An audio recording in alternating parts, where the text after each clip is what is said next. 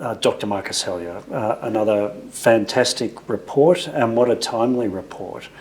This is about how to use the Australian naval shipbuilding machine that the government has built since 2016, but now isn't using for two reasons. One, the big Hunter frigate program is delayed in the UK. And the second reason, of course, is that enormous announcement that ended the partnership with the French on submarines and has started a whole new program around nuclear submarines. So is this a bit like a Yes Minister sketch where we now have the perfect hospital, but we don't have any patients? And what does that mean for things like workforce and capability? Well, I think you're kind of right there, Michael. We've built this amazing shipyard and we've been setting up this shipbuilding enterprise, and yet one of the biggest plank of the shipbuilding enterprise has evaporated really, and moved several at least years into the future. So that raises a number of capability questions and raises a number of industry questions. So it was interesting. We were about to publish this report on the eve of the announcement, and we got gazumped by the announcement. So we pulled the report back to have a think about what the announcement actually means for naval capability and also for the shipbuilding program. And I think what we've worked out is that the recommendations of this report are actually even more pressing and even more urgent than before.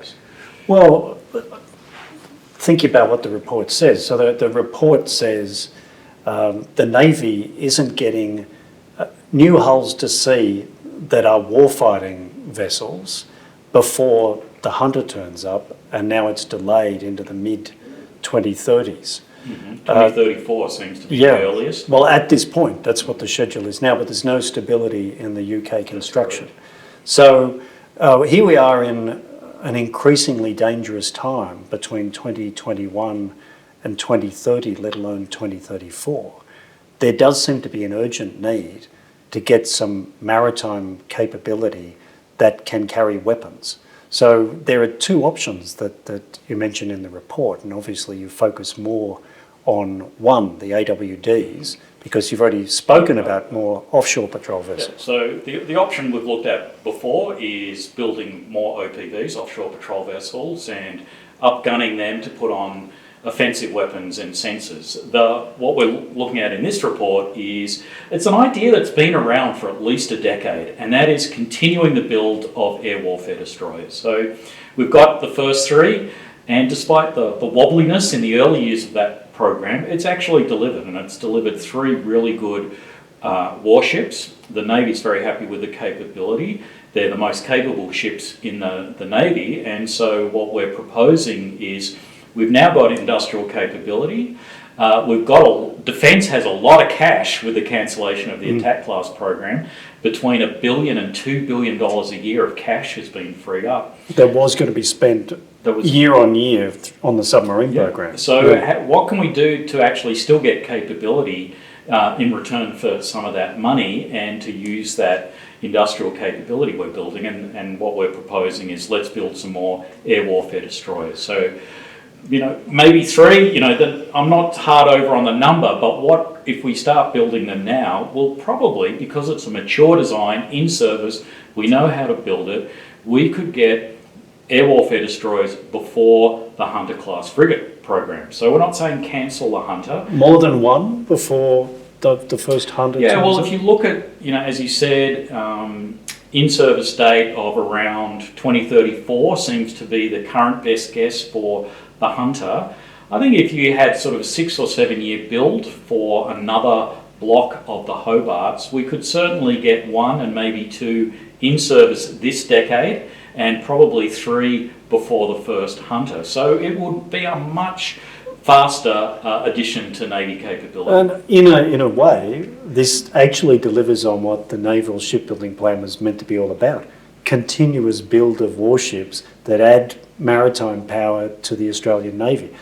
One interesting thing about the air warfare destroyers that we already know Australian industry is really good at building is they have 48 missile cells, more than the Hunter They have more missile cells than the Hunter, which is what, 32?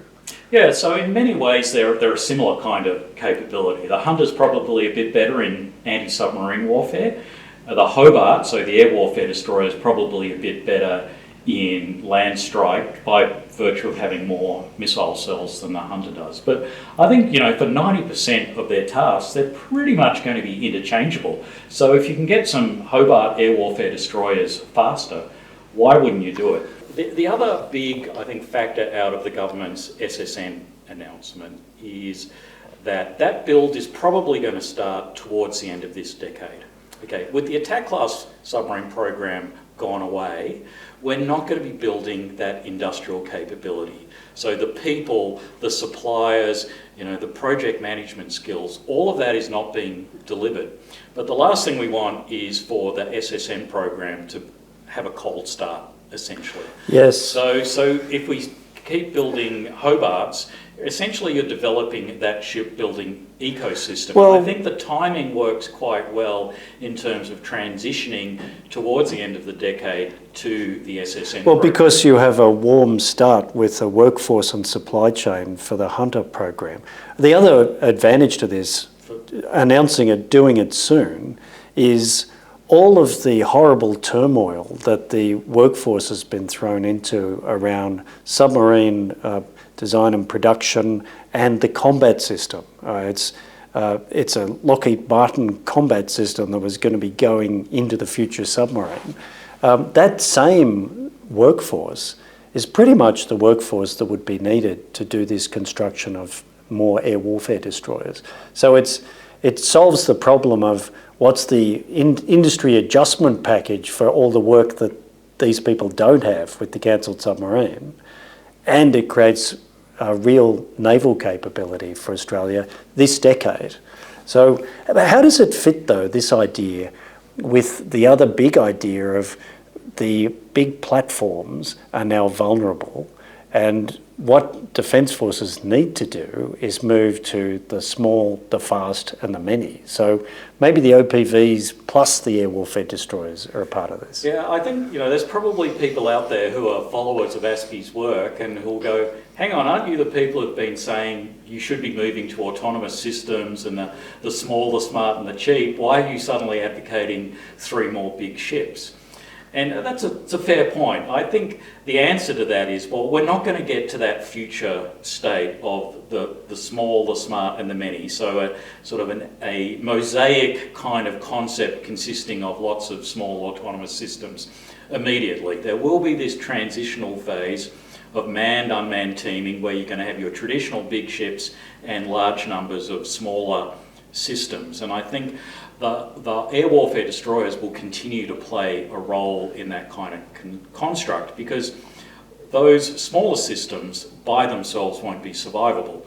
You don't want every single small vessel to have every single capability, because that's how you end up with $3 billion ships. That's what the cycle we're trying to break out of. So you build smaller systems that are good at one thing, but they are protected by the air warfare umbrella of an air warfare destroyer.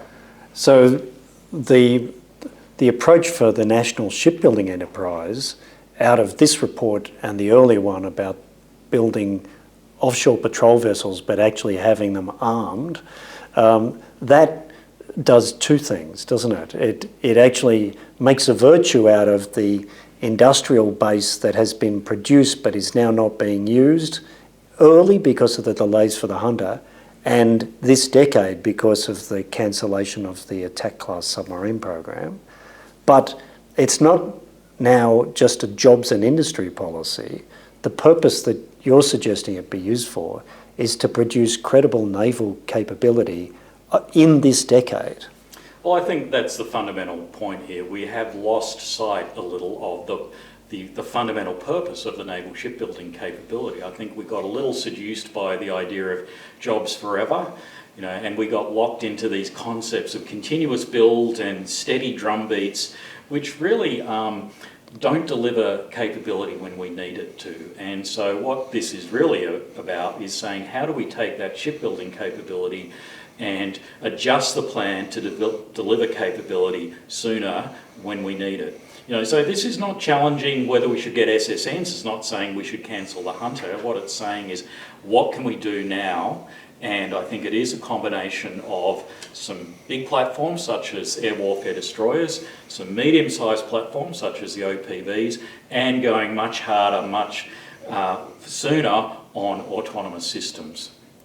Well, thanks, Marcus, and it's great to see this package of ideas coming out so rapidly after the big shift in force structure that AUKUS and the nuclear submarine program has provoked, because I think this is a big part of the answer for addressing Australia's strategic circumstances this decade. Thanks, Marcus.